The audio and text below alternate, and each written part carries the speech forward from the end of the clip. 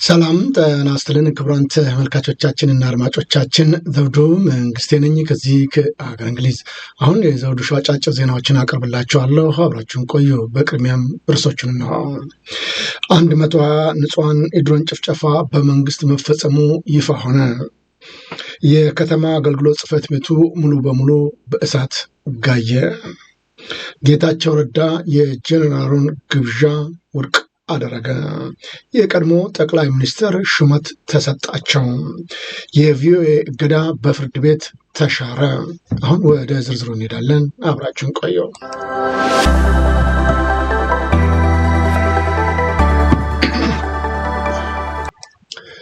የቀድሞ ጠቅላይ ሚኒስትር ታምራት ላይኔ ሹመት ተሰጠው። የጠቅላይ ሚኒስትሩ አቶ ታምራት ላይኔ አድማሱ ሾማቸው ኩለአዶ የተሰኘው የክሪፕቶ ከረንሲ ድርጅት ነው። ድርጅቱ አቶ ታምራትን ለምን እንደመረጣቸው ሲገልጽ ኢትዮጵያ በአምባገነን መንግስት ወደ ዲሞክራሲ በምትሸጋገርበት ወቅት የተቋማቱ ግንባታና እርቀ ሰላም ላይ ትልቅ ሚና በመጫወቱ እንደሆነ ነው ያስረዳው። ከዚህ ልምዳቸው በመነሳት አሁን ደግሞ ድርጅቱን እያደገ በመምጣቱ አዲሱ የክሪፕቶ ገበያ በመንግስት ውስጥ ለማስፋፋት የሚደረገውን ጥረት ያግዛሉ የሚል እምነት እንዳለው ነው ያሳወቀው። አቶ ታምራት ላይኔ ሹመት ከተቀበሉም በኋላ እንደተናገሩት ከሆነ በተለይም ይህንን ሹመት በማግኘታቸው ደስተኛ መሆናቸውን በመግለጽ አስተዳደራዊ ውድቀቶችን እምነትን መልሶ በመገንባት ስራ ላይ ከፍተኛ ተጽዕኖ እንዳላቸው የመጀመሪያ አይን ምስክር ነኝ ሲሉ ገልጠዋል። ኩላዳኦ የዓለማችን የህብረተሰብ ክፍል ሚዛናዊ ባልሆነበት በዚህ ዘመን ይህንን ለማስተካከል የሚጥር ድርጅት በመሆኑ አብሬው ለመስራት ወስኛለሁ ብለዋል። ድርጅቱ በክሪፕቶ ከረንሲ አማካኝነት የተለያዩ የልማትና የእርዳታ ስራዎችን የሚያከናውን እንደሆነ በድረገጹ ላይ አስታውቋል። ፖሊስ እግድ ሰጠ። ፖሊስ የሰርግ አጃቢዎች አሽከርካሪዎችን ነው ያስጠነቀቀው። በአዲስ አበባ ከተማ የበዓላት ሰርግን ምክንያት በማድረግ የትራፊክ መጨናነቅ የሚፈጸም መንገድ የሚዘጉ አሽከርካሪዎችን ከድርጊታቸው እንዲቆጠቡም ጭምር ነው የአዲስ አበባ ፖሊስ ያሳስበው። በተለይም ህብረተሰቡ በበዓላት ቀናትና የጸጥታ አካላቶች በሚንቀሳቀሱበት ጊዜ ችግር የሚፈጥሩት ላይ ጥንቃቄ የጎደለው ስራ የሚሰሩት ላይ እርምጃ ወስዳለሁ ሲል አስጠንቅቋል። የአዲስ አበባ ፖሊስ ኮሚሽን የህዝብ ግንኙነት ዳይሬክተር ኮማንደር ማርቆስ ታደሰ እንዳሉት ከሆነ በከተማው የትንሣኤ በዓልን በሰላም ሁኔታ ተከብሯል። ቀላል ከሚባሉ የስርቆት እና የማጭበርበር ድርጊቶች ውጭም በዓሉን ተከትሎ ውስብስብና ከባድ የወንጀል ድርጊቶች አለመፈጸማቸውን አሳውቀዋል። መጪውም የሰርግ ወራት ተከትሎ የከተማው የትራፊክ ፍሰት ላይ ያልተገባ የመንገድ መጨናነቅ የሚፈጽሙ አሽከርካሪዎች ላይ ከድርጊታቸው እንዲቆጠቡም ነው እያሳስበው። ይህ ባይሆን ግን እርምጃ እወስዳለሁ ሲል ገልጿል። በምስራቅ ጎጃም ዞን ህፃኑ የፋኖ ልጅ ነህ በሚል በብልጽግና አመራር ከታገተ ሁለተኛ ቀን ማስቆጠሩ ተገለጸ። አጋቾች በተለይም በተደጋጋሚ ጊዜያቶች እየፈጸሙ ያለው ድርጊት እጅግ አሳዛኝ ነው ብለዋል። ይህ በፎቶ ላይ የሚታየውን ህፃን የአወበል ወረዳ አስተዳዳሪ ብዙነህ አለሙ ጓዴ የሚባሉ የአመራሩ ከፍተኛ አባል ናቸው ትእዛዝ የሰጡት ተብሏል። ትእዛዙ ህፃኑን አግተው ሰውረውታልም ተብሏል። ኃይለ ሚካኤል አወቀ ታደሰ የሚባል የ4 ዓመት ህፃንን ልጅ ከእናቱ ጋር መታሰሩንና 4 ቤተሰቡን የሚያከፋፍሉ አዛውንቶች እናቶችና ጭምር አፍኖ መውሰዱን ነው የገለጸው። በአማራ ክልል ባለስልጣናትና ሹሞች እንዲህ አይነት ተግባር እየፈጸሙ መቀጠላቸው እጅግ በአገሪቱ ምን እየተደረገ ነው የሚለውን ጉዳይ አሳሳቢ አድርጎታል። ወሎ በሰሜን ወሎ ዞን ቆቦ ከተማ አገልግሎት ጽሕፈት ቤት ከትላንትና ምሽት ሆን ተብሎ በእሳት ሙሉ በሙሉ መጋየቱ ነው የተገለጸው። በክልሉ ከፍተኛ ብልጽግና መር የመሬት ወረራ ዘመቻ ቁንጮ ላይ የሚገኘው ቆቦ ከተማ በጥቂት የአገዛዙ ሹማምንቶች፣ ህገወጥ ደላሎችና ይህን ጊዜ አልፋል አይነጋ መስሏቸው ባለሀብቶችን ቅርጅት አድርገው የተዘረፉ ሀብቶችን ጭምር በመለቃቀም በንጹሐን ላይ እየወሰዱ ያለው እርምጃ እጅግ አሳዛኝ ተብሏል። የህዝቡን ሀብትን ተዘርፎ ተድበስብሶ ተዳፍኖ የሚቀርበት ሁኔታ እንደሌለ ጊዜው ጠብቆ የህዝብ ሀብትና ንብረት መሆኑ እንደማይቀር እየገለጽ ነው። የአማራ ፋኖ በወሎ ቤተ አማራ ይህንን ጉዳይ በጥልቀት በመመርመር በማጣራት ጸረ ህዝብ የሆኑ ወንጀለኞች ላይ እርምጃ የሚወስዱ መሆኑን እናሳውቃለን ሲል ገልጿል። በተደጋጋሚ ጊዜ በንጹሐን ላይ የሚወሰደው እርምጃ አሁንም ካልተስተካከል በስተቀር አደጋው የከፋ ነው ሲልም ገልጿል። በአማራ ክልል ጃዊ ወረዳም ጀርሂመላ ቀበሌ ብልጽግና መራሹ ጨፍጫፊ ሰራዊት አካባቢና ነዋሪዎችን ከቤት ንብረታቸው አፈናቅሎ የትንሣኤ በዓልን እንኳን ጭምር ሳይቀር በጫካ ውስጥ ሊያከብሩ ግድ መሆኑን የተገለጸው የአካባቢው ማህበረሰብ አሁንም ለረሃብ ለስቃይ እየተንገላታ ባለበት በዚህ ሰዓት መፈናቀሉ እየጨመረ መምጣቱና እንደዚሁም አረጋውያን፣ ነፍሰ ጡር እናቶች፣ በህፃናት እንደሚገኙበት ተገልጿል። ችግሮቹ ከጊዜ ወደ ጊዜ እየበዛበት የአማራ ክልል አሁንም ህዝቡ ከፋኖ ጋር በመቆም አስፈላጊውን ሁሉ ሊያደርግ እንደሚገባም ተገልጿል።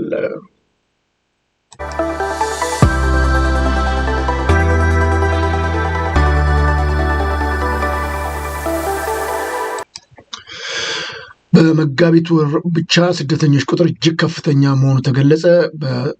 በ9,000 ኢትዮጵያ ስደተኞች የመን ገብተዋል። ከመስከረም ወር ጀምሮም ደግሞ 37,000 በላይ ስደተኞች በባህር የመን መግባታቸው ተገለጸ። ይህ በየቀኑ የአሳ ነባሪ ራት ሆኖ የሚቀረው ውጭ ነው፣ ባህር ላይ የሚቀረው ቤት ይቁጠረውም ተብሏል። በዚህ 2 ወር ብቻ ውስጥ ከ365 ሰዎች አካባቢ በባህር ላይ ቀይተዋል። ይህ በሀገሪቱ የሚስተዋለውን የጸጥታ ችግር እየበረከተ በመምጣቱ ምክንያት ዜጎቻችን በየቦታው እየሞቱ ቀጥለዋል ነው የተባለው። በአሁኑ ሰዓት ከፍተኛ ቁጥር ያለው ኢትዮጵያን በስደት ተመዝግቧል። ብዙዎቹም ህይወታቸውን ማጣታቸው ነው የተገለጸው። የ60 ዓመት ጎረቤቱን በጨለማ በር ሰብሮ በመግባት አስገድዶ የደፈረው ግለሰብ በእስራት ተቀጣ። በምዕራብ ሸዋ ዞን ነው አዳ በርጋ ወረዳ ውስጥ የ60 ዓመት ጎረቤቱን ጨለማ ተገን በማድረግ በራቸውን ሰብሮ በመግባት የመድፈር ጥቃት የፈጸመ ግለሰብ በእስራት መቀጣቱን የምዕራብ ሸዋ ዞን ፖሊስ መምሪያ የገለጸው።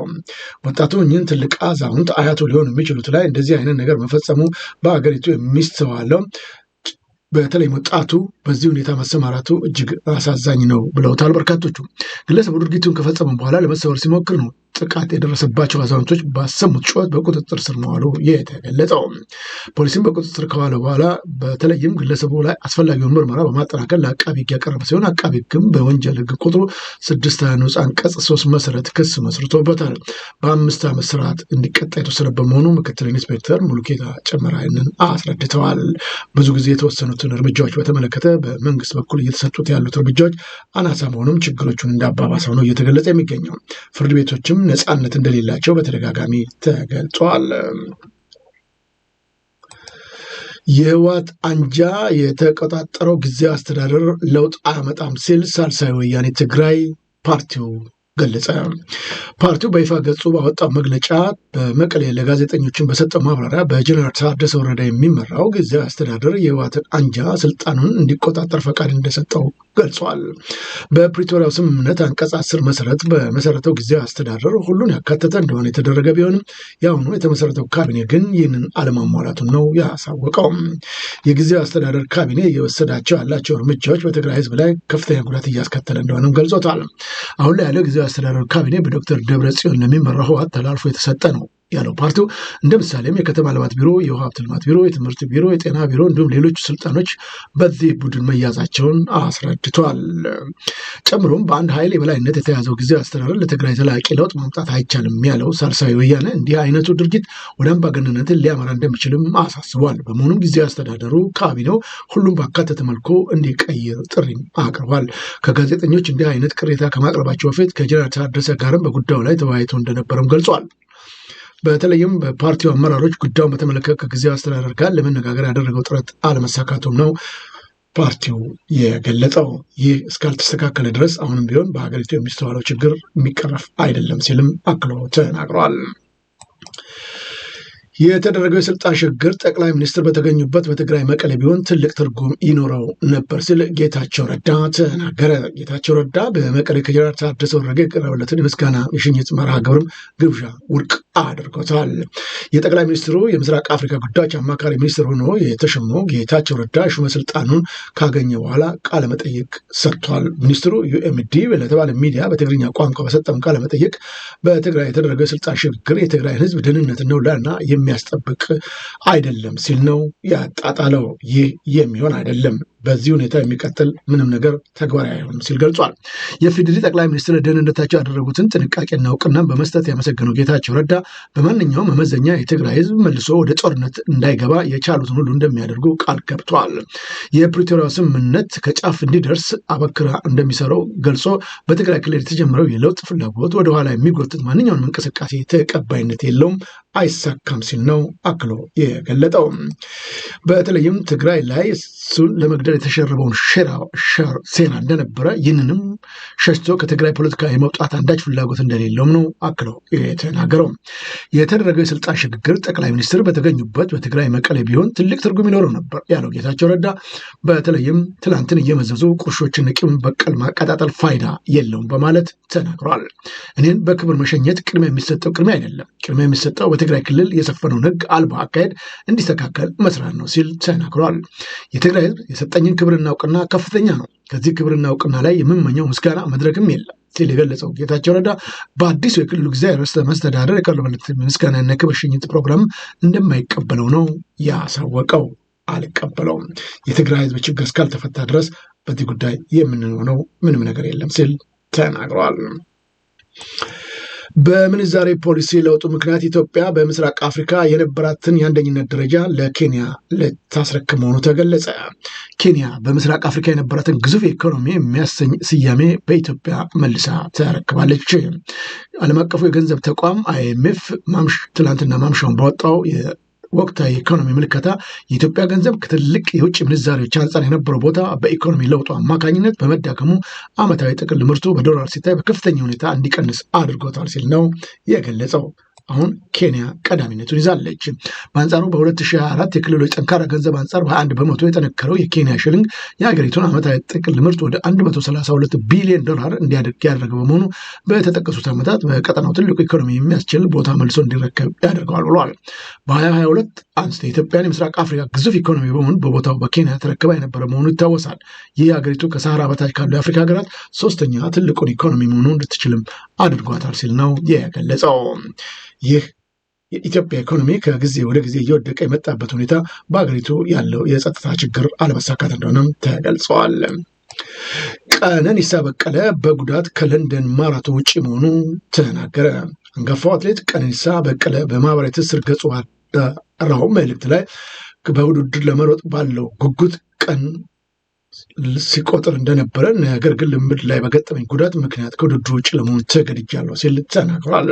የምችለውን ሁሉ ለማድረግ ሞክሬያለሁ፣ ከአቅሜ በሆነ ምክንያት ነው ይህንን ውድድር ለመሳተፍ ያልቻልኩት ሲል ነው ቀነኒሳ በቀለ የገለጸው።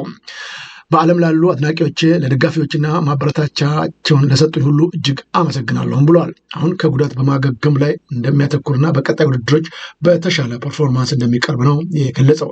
በለንደን ማራቶን ለሚሳተፉ አትሌቶች ሁሉ መልካም ምኞቴን እገልጻለሁ ሲልም ገልጿል። አሁንም የምንችለው ሁሉ አደርጋለሁ፣ ለሀገሬ ክብርና ስም ስል በቀጣይ የማደርጋቸው ልምምዶችን አጠንክሬ እቀጥላለሁ ሲልም ገልጿል።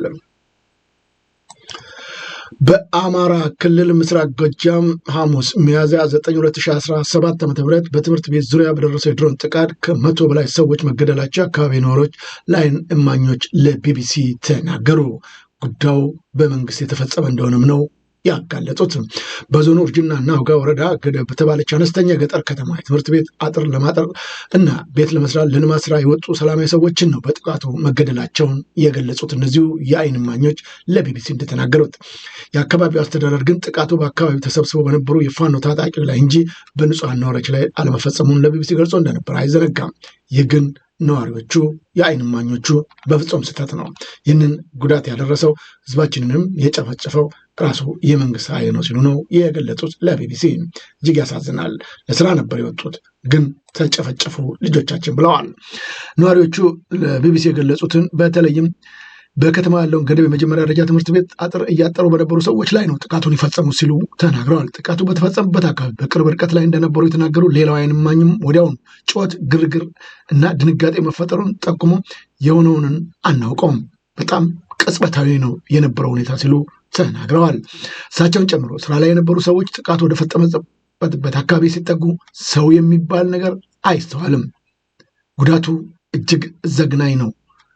ሰው በሙሉ ጥቁር ነገር ነው የሚመስለው ሲሉ የነበረውን ሁኔታ ገልጸዋል። ለቢቢሲ የፈረሰው የትምህርት ቤት አጥር እያጠሩ እያለ ቀኝ እጃቸውን ተመተው መቁሰላቸውን የተናገሩት ሌላው ነዋሪ ከባድ ፍንዳታ ነው የተከሰተው፣ በጣም ያሳዝናል፣ ብዙ ሰው ነው የተጎዳው፣ ይህ ይሆናል ብለን በፍጹም አልጠበቅም፣ የሰው ልጅ እንዲህ ሲቃጠል ማየት እጅግ ዘግናኝ ነው፣ ምን አይነት መሳሪያ እንደሆነም አላወቅንም ብለዋል። ባህር ዛፍ የሚቆርጥ ምስማር የሚመታ አለ፣ ማገር የሚቀጥልም አለ፣ የሚይዝ አለ። በማህበረሰቡ መሰብሰቡን የገለጹት ሌላው አይን እማኝ ደግሞ የሟቾቹ ቁጥር ብዛቱ እጅግ ከፍተኛ ነው፣ በጣም ያሳዝናል፣ በገዛ መንግስታችን እንዲህ ያለ ግፍና በደል ሲፈጸምብን እናዝናለን ሲሉ ተናግረዋል። መንግስት በተደጋጋሚ ጊዜ የሚያደርገውን በንጹሐን ላይ የሚደረገው ጭፍጨፋ አሁንም መቀጠሉ፣ በተለይም ህዝቡንና ወገኑን አስተዳድራለሁ የሚለው አካል እንዲህ አይነት ተግባር መፈጸሙ ነውር የተሞላበት ከመሆኑ በዘለለ ሀገሪቱ በማን ነው የምትተዳደረውም ሲሉም ይጠይቃሉ። የኤርትራ ህዝብ የጨቆነ የምስራቅ አፍሪካ የሰላም ጸር ሊገረሰስ ይገባል ሲል ኢብራሂም ሃሩን ተናገሩ። አቶ ኢብራሂም ሃሩን የቀይ ባህርን አፋር ዲሞክራሲ ድርጅት ዋና ሊቀመንበር የሰጡትን ሀሳብ በትላንትናው ዕለት በአልጀዚራ እንግሊሽ ፕሮግራም ተሰራጭቷል። በዚሁም ላይ እንደገለጹት ከሆነ ጭቆና የበዛበት ምድር ሆናለች ኤርትራ ሲሉ ነው የገለጹት። ዓለም አቀፉ ማህበረሰብ በወታደራዊ መንግስት ጭቆና ውስጥ ህልቆ መሳፍርት የሌለው ሰቆቃ ለሚከላወሰው ኤርትራውያን ሊደርስላቸው ጊዜው አሁን ነው ሲሉም ጽፈዋል። ጦርነት እንጂ ሰላምን የማይወዱት፣ ክፋትን እንጂ መልካምነትን የማያውቁት፣ ጭቆናን እንጂ ነፃነትን የማይፈልግ እድሜ ልኩን ምስራቅ አፍሪካን ብሎም ኤርትራን ዜጎች እያሰቃየ ያለ አምባገነን ሊገረሰስ ይገባልን ሲሉ ነው በጽሁፋቸው አክለው የገለጹት። ዓለም ሁሉ ለኤርትራ ህዝብ ነፃነት የበኩሉን አስተዋጽኦ ማድረግ እንቅስቃሴ አለበት ብለዋል። በዝምታ እየታለፈ በህዝባችን ላይ እየደረሰ ያለው ጉዳት እጅግ ከፍተኛ ነው ሲሉ ነው የተናገሩት። የአሜሪካ የውጭ ጉዳይ ሚኒስትር በኢትዮጵያና ኬንያ ላይ ያደርጉት የነበረው ጉብኝት ተሰረዘ። የአሜሪካ የውጭ ጉዳይ መስሪያ ቤት ኃላፊ ማይክ ሮቢን በናይሮቢና በአዲስ አበባ ሊያደርጉ የነበረው ጉብኝት መሰረዙን ነው የገለጹት።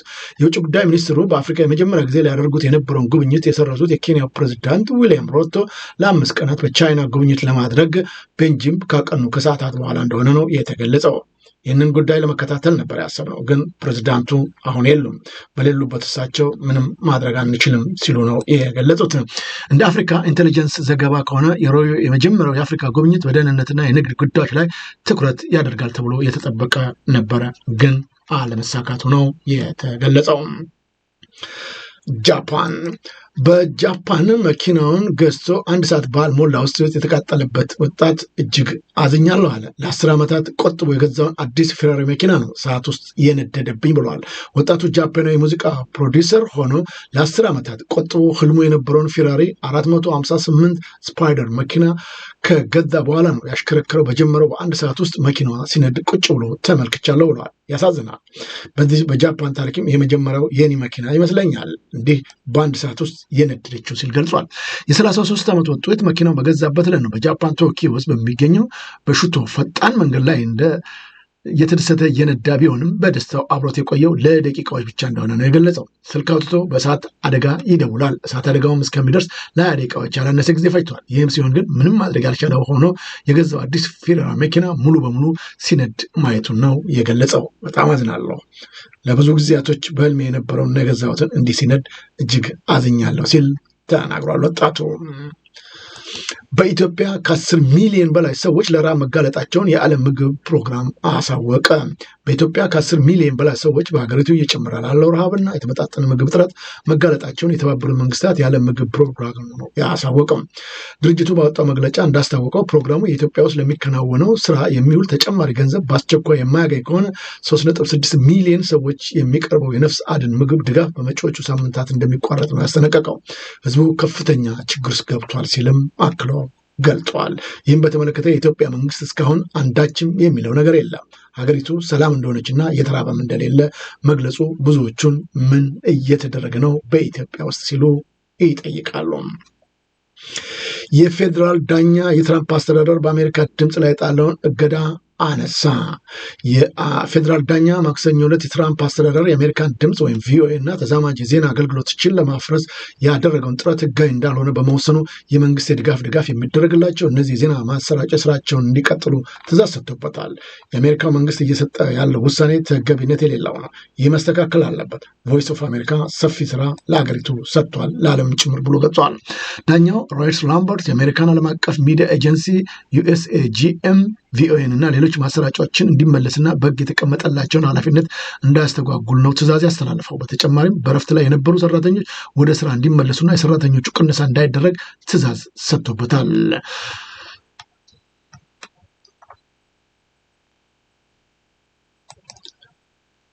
ፖፑ በቅዳሜ ዕለት እንደሚቀበሩ ተነገረ። ፖፕ ፍራንሲስ የቀብር ስነስርዓት በመጪው ቅዳሜ ይፈጸማል ነው የተባለው። የሮሞ ካቶሊክ ቤተክርስቲያን ሊቀ ጳጳስ የቀብር ስነስርዓት በመጪው ቅዳሜ እንደሚከናወን ተገልጿል። ጵጵስና የኃላፊነታቸው ቦታ ላይ በነበሩበት ሰዓት ሰፊ ስራ መስራታቸው ነው የተገለጸው። በተለይም በቫቲካን የፖፕ ፍራንስ የቀብር ስነስርዓት በመጪው ቅዳሜ እንደሚፈጸም ማስታወቁን በቢቢሲ የገለጸ ሲሆን በዓለም የሚገኙ የእምነቱ ተከታዮች ይህንን በታላቁ ንግታ እንደሚያከብሩትም ነው የተገለጸው። የጳጳሱን እረፍት በተመለከተ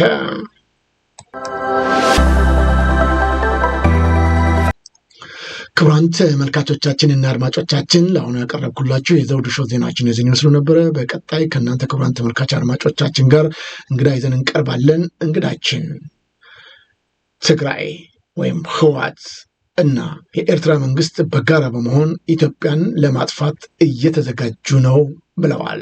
መረጃዎች አሉኝ ሲሉም ገልጸዋል። ከታቸው ጋር የምናደርገው ውይይት በቀጥታ እንድትከታተሉ ከወዲሁ በመጋበዝ የአሁኑ ዜና በዚህ የሚቋጨው ዜናውን በማቅረብ እስካሁን ከእናንተ ጋር የነበርኩት ዘውዱ መንግስት የነበርኩ። ጤና ይስጥልኝ።